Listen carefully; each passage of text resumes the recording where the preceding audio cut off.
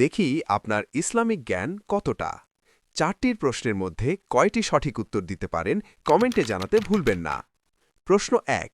কোন নবীকে আগুনের কুণ্ডলিতে নিক্ষেপ করা হয়েছিল? হজরত ইব্রাহিম আলহিসাল্লাম, হজরত ইসমাইল আলহিসাল্লাম, হজরত লুত আলহিসাল্লাম। সঠিক উত্তর এ হজরত ইব্রাহিম আলহিসাল্লাম। প্রশ্ন 2। পবিত্র কুরআনের কোন সূরাটি পাঠ করলে কবরের আযাব থেকে মুক্তি পাওয়া যায়?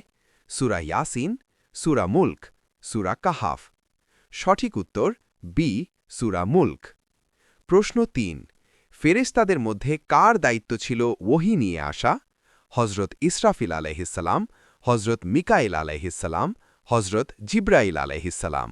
সঠিক উত্তর সি হজরত জিব্রাইল আলাইহিসসালাম। প্রশ্ন 4। কাবা শরীফ প্রথম কে নির্মাণ করেন?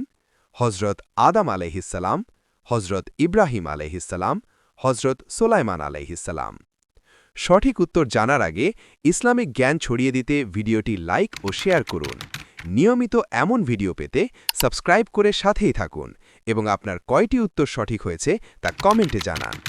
সঠিক উত্তর এ হজরত আদম আলাইহিসসালাম।